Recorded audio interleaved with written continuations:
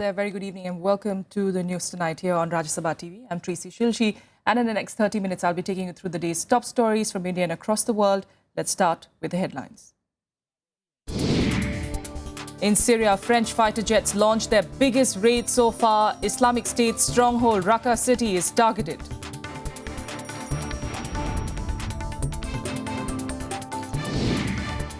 Raids conducted on homes of suspected Islamist militants across France. A Belgian suspect is identified as the mastermind of Friday's attacks in Paris.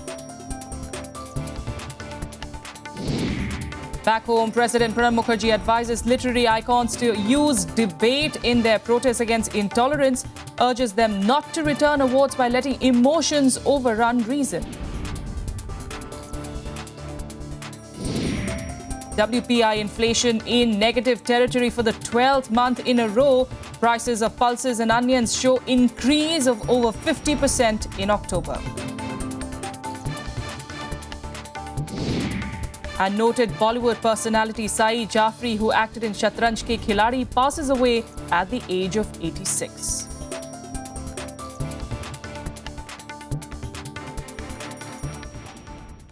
Our top focus remains on the aftermath of the terror attacks in Paris, and French fighter jets launched their biggest raids in Syria, targeting the Islamic State's stronghold in Raqqa since Sunday. The strikes came just 2 days after the group claimed responsibility for the coordinated attacks in Paris that killed at least 129 people. Here's a report. In its first airstrike against the Islamic State since the string of deadly Paris attacks claimed by the jihadist group, 12 warplanes, including 10 fighter bombers, dropped 20 bombs on targets in Syria.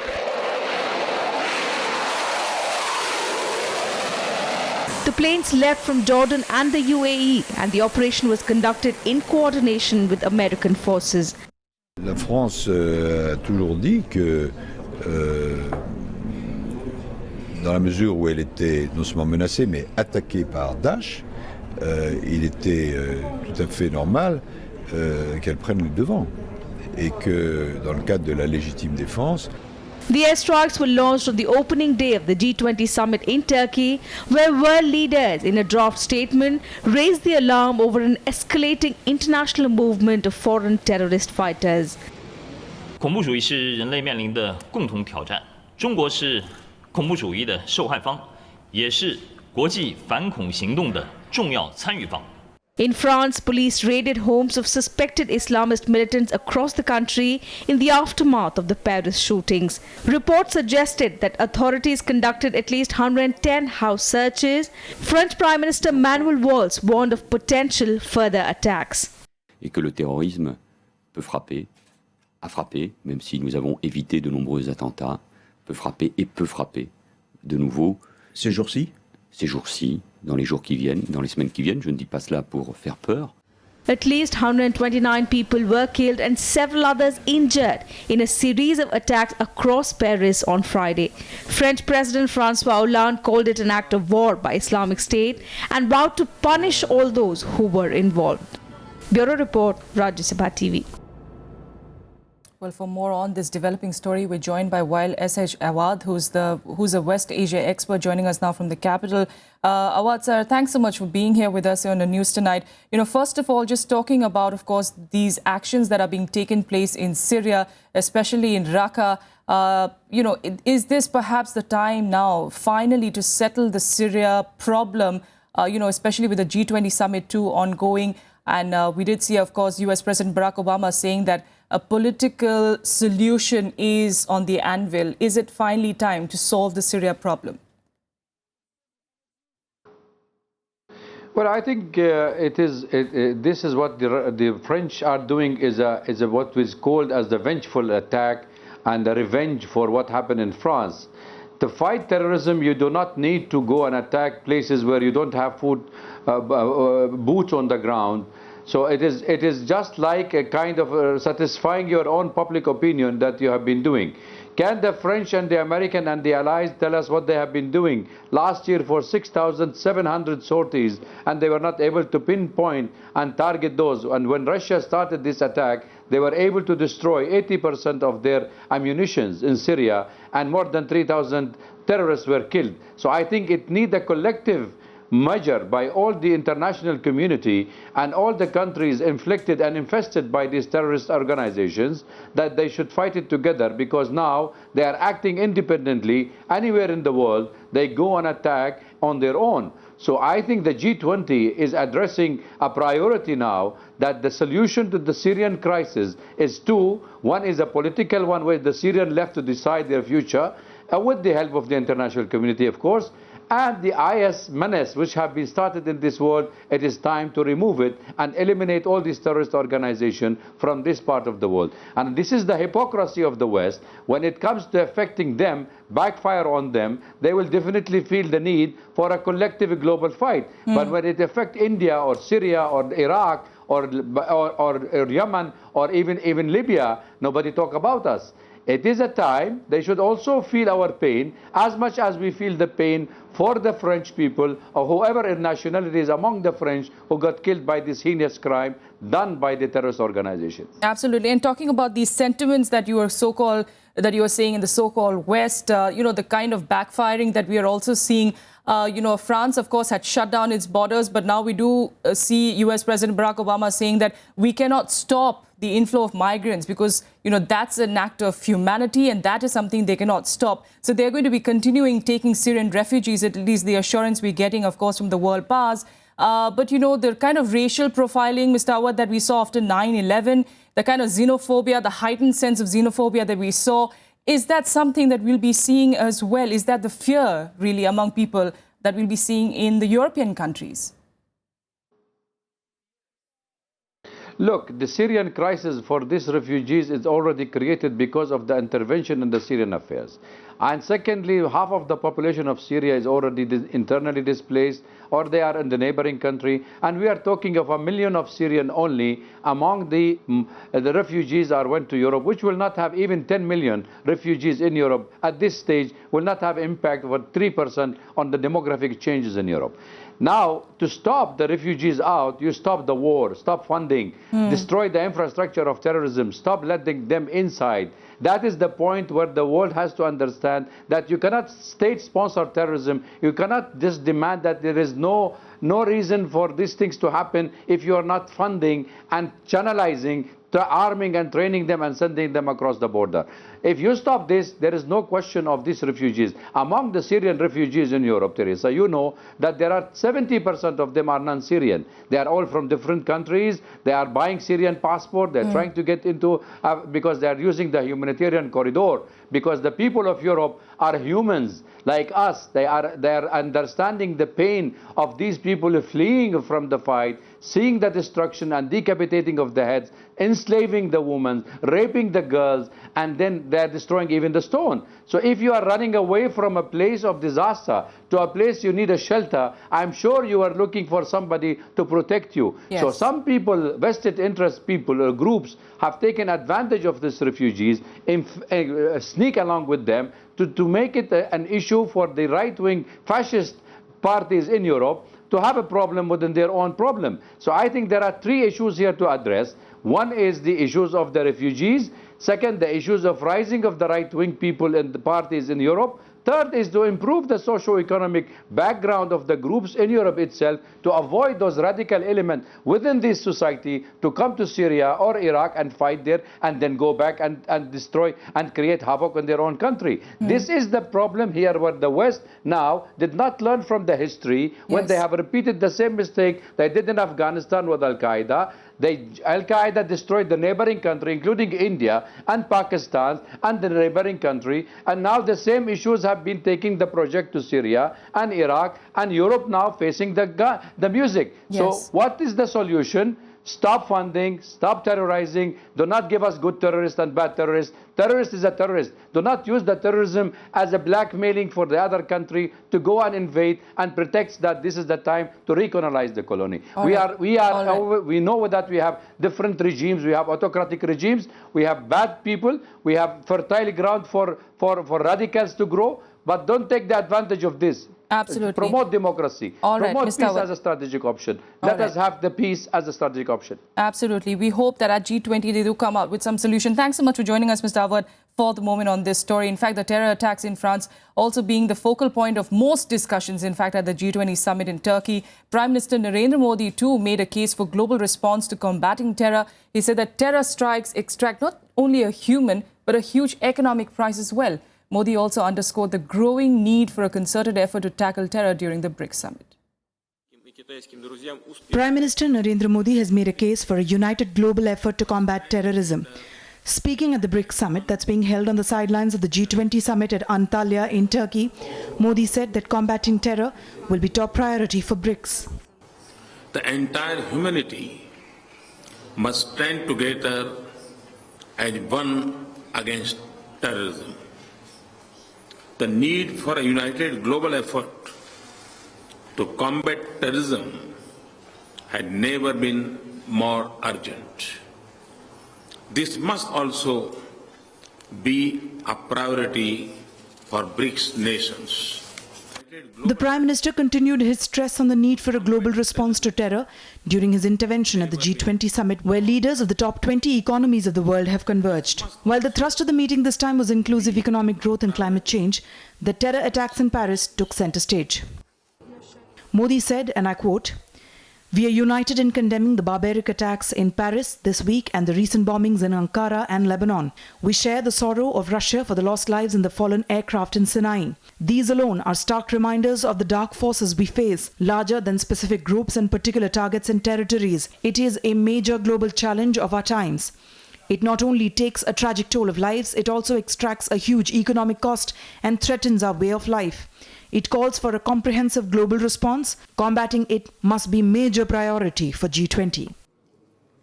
A resolution on terror is expected at the G20 summit. The declaration may seek quicker implementation of the Financial Action Task Force recommendations that seek to stop individuals sending money to groups like ISIS and tackle the black market for oil that is seen as being key to their funding.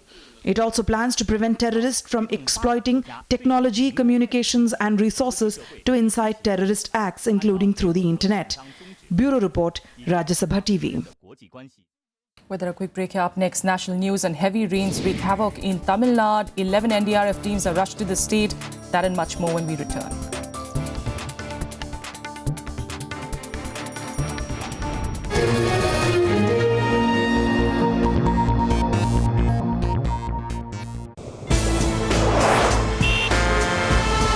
Tales that inspire, stories of social change.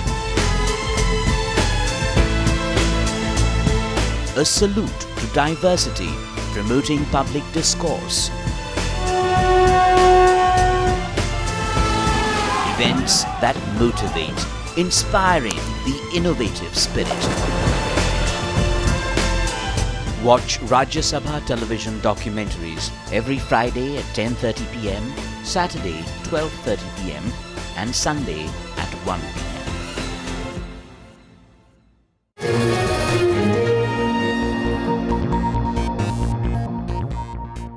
Welcome back. Let's get you some national news now. And with more than a year to go for the assembly elections, Uttar Pradesh Chief Minister Akhilesh Yadav is already indicating a likely battle strategy to take on the BJP in the state. But his plan is finding a limited appeal among other BJP rivals. After the victory in Bihar, the idea of a grand alliance taking shape in Uttar Pradesh as well. Chief Minister Akhilesh Yadav set the ball rolling when he spoke of a coalition of anti-BJP forces. Both the BJP and the BSP, however, criticized his remarks. आज उत्तर प्रदेश में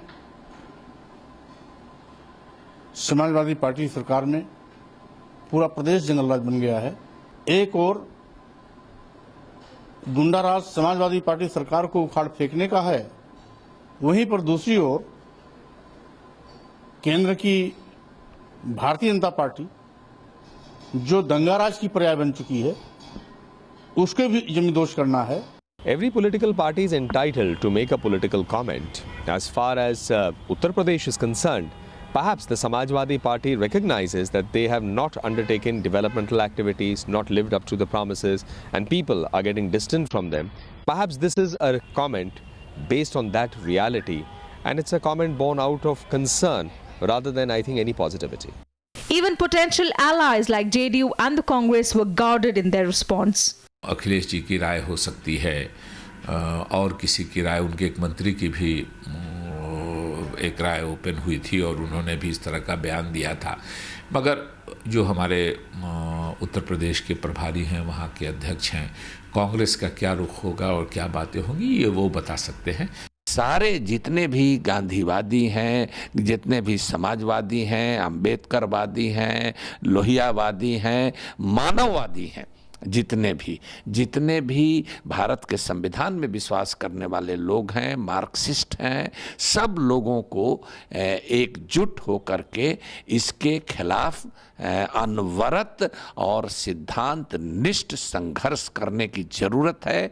With his remarks failing to get much traction, Akhilesh Yadav soon made amendments.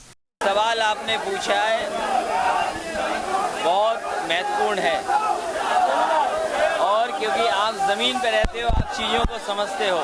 Assembly elections in UP are more than a year away, but Akhilesh comments have certainly stirred the political pot, indicating that another mega electoral thriller is shaping up in the first half of 2017. Vishal Daya's report for Rajya Sabha TV. After making his interventions on the raging debate on intolerance, President Pranab Mukherjee called on intellectuals to resolve matters through debate and discussion. He also urged writers and filmmakers not to return their awards but cherish the recognition. President Pranab Mukherjee reminded literary icons and artists who are returning their awards in protest against growing intolerance that they should not let their emotions overrun reason and that disagreement must be expressed through debate and discussion. Awards should be cherished and valued by those who receive them. Sensitive minds sometimes get disturbed by some incidents in society, but expression of concern over such events should be balanced. President Mukherjee made his address after inaugurating the National Press Day celebrations organized by the Press Council of India. He also gave away national awards for excellence in journalism on the occasion. The power of the media should be used to reset our moral compasses and promote liberalism, humanism, and decency in public life.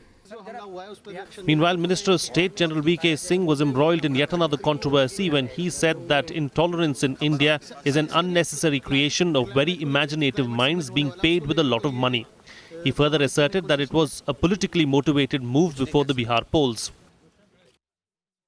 Opposition leaders were quick to react and criticize V.K. Singh for his remark. Janata Dal United President Sharad Yadav asked the BJP top brass to take action against the minister for repeatedly making such controversial statements. और रोज ये कोई ना कोई बुरी बात बोलता है आदमी। यानी हिंदुस्तान में जो फौज है उसके जनरल ने इतना को भी उपद्रव नहीं किया होगा जिस तरह इसने किया, और ये यहाँ भी इसको ले लिया इन लोगों ने। रोज ये कोई ना कोई ऐसी बात कहता है फिर पलटता है, और मैं कहूँगा कि बीजेपी इसकी जबान बंद करे। At least 75 members of the intelligentsia have returned awards in an escalation of protests by writers, historians, filmmakers and scientists who are growing intolerance, voicing fears that the country is being ruined in the current atmosphere. The BJP-led government has dismissed the protest as manufactured rebellion and politically motivated. Bureau Report, Rajya Sabha Television. The wholesale price index for October edged up to minus 3.81% against minus 4.54% in September. Food prices rose 2.44% as compared to the corresponding period a year ago. Pulses and onions among the food items category turned dearer with inflation at 52.98% and 85.66% respectively in October.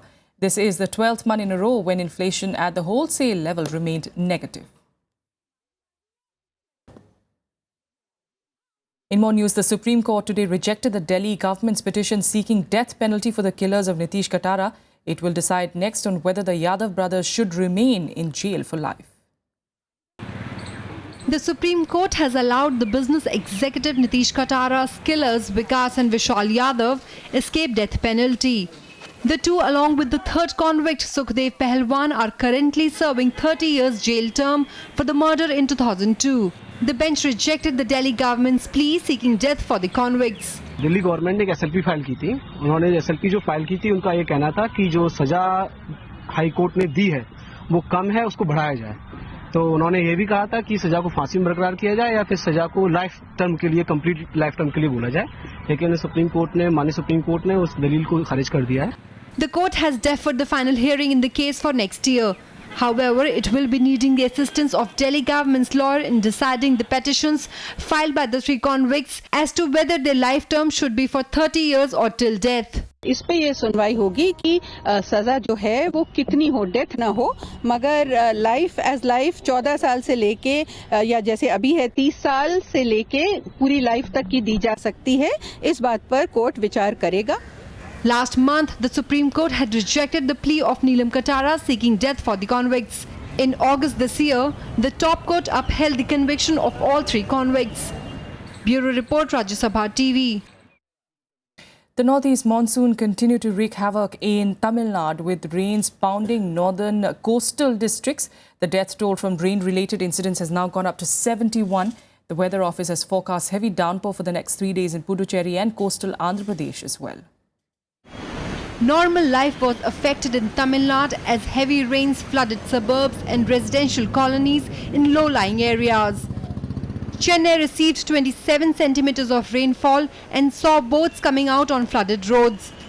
The district administration declared a holiday for schools and colleges. மழை வெள்ளத்துல 10 நாளா மழை வந்ததால ஒரே தண்ணி வந்து இந்த சாக்கடை தண்ணியும் சேர்ந்து வரதால வீடு எல்லாம் மூழ்கி போச்சு. மக்கள் ரொம்ப அவதிப்படுறாங்க. குழந்தை குட்டிலாம் வந்து ரொம்ப கஷ்டப்படுறாங்க. அதுக்கு கவர்மெண்ட் யாருமே, இந்த கட்சிக்காரங்க யாருமே வந்து கூட பார்க்கல. அவங்க ஒரு சாப்பாடு உணவு வேற எதுவுமே தரவே இல்லை, தண்ணி கூட. The rains were caused by a low pressure region over the southwest Bay of Bengal off Tamil Nadu. It's likely to move northwestwards towards North Tamil Nadu coast. The weathermen forecast widespread rain over Tamil Nadu and neighbouring Puducherry in the coming week. It is likely to rain at many places in the northern districts and few places in the southern districts. Since the system is heading towards South Andhra coast as well as North Tamil Nadu coast, those districts abutting the Rayalaseema and coastal Andhra Pradesh, namely Vellore, Tiruvallur, Chennai and Kanchipuram, may experience heavy to very heavy rainfall. As far as Chennai city is concerned, cloudy with 1 or 2 spells of rain. The Chennai administration warned people living along the Adya river to move to safer places. Civic authorities also brought in high-powered pumps to remove water from residential areas and subways. Bureau Report, Rajya Sabha TV. Veteran actor Saeed Jafri, best known for his role in Satyajit Ray's Shatranj Ke Khiladi, passed away on Sunday at the age of 86. The news of his death was posted on Facebook by his niece Shaheen Agarwal. Prime Minister Narendra Modi condoled his demise through Twitter.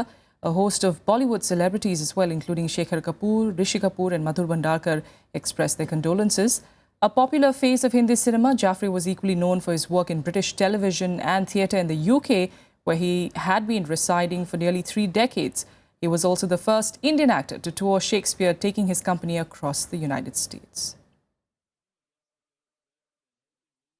With that, let's get you some more updates from across the country and nationwide. The National Socialist Council of Nagaland Khaplang was declared a terrorist organization under the stringent anti-terror law. The terror outfit is allegedly responsible for the killing of 18 army personnel in Manipur. The government has also announced a bounty of 17 lakh for providing information about 2 top leaders of the NSCNK who were the brains behind the strike. Yoga guru Baba Ramdev's FMCG venture Patanjali Ayurved today launched its noodles brand. The move comes just a couple of days after Nestle's Maggi returned after a 5-month ban.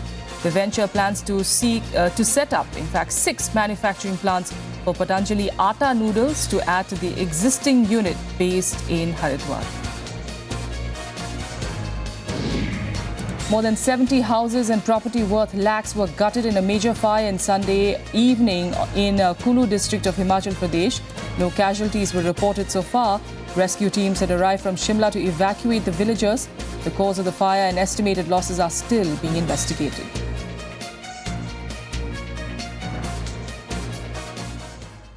International news: and United Nations Secretary General Ban Ki-moon is likely to visit North Korea this week. South Korean news agency Yonhap reported that the UN Secretary General will visit Pyongyang for a possible meeting with Korean leader Kim Jong-un.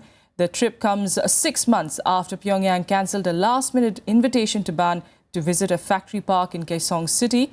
This will be the first time that any UN chief will be visiting North Korea in over 2 decades. No exact date, though, has been specified for this visit. North Korea is facing heavy UN, EU and US sanctions for its nuclear tests. It is hoping that Ban's visit will bolster efforts to resolve the North Korean nuclear standoff. And now let's get you more international news updates in Global Buzz. Japan's economy has fallen into recession once again after its GDP shrank to 0.8% on an annualized basis in the third quarter. Growth fell to 0.2% on a quarterly basis in the third quarter, weaker than the forecast of 0.1% decline. Japan has been in recession 4 times since the global financial crisis. Economists say that the weak data will put more pressure on the government and the central bank to continue to stimulate the economy. Australia's Immigration Minister Peter Dutton has rejected an MP's call to close its borders for refugees from the Middle East after the Paris attacks. Andrew Fraser, a Conservative MP, made the call on Facebook, saying that Australia does not need Middle Eastern refugees or Islamic boat people, quote-unquote. Dutton said that Australia would not back away from its decision to accept 12,000 refugees from Syria and Iraq. The death toll due to a landslide in China has risen to 25 and more than 2,000 rescuers are still searching for survivors. The landslide took place on Friday due to a torrent of mud and rocks unleashed by heavy rains that buried 30 homes in Lidong village in Zhejiang province. 12 people are still missing.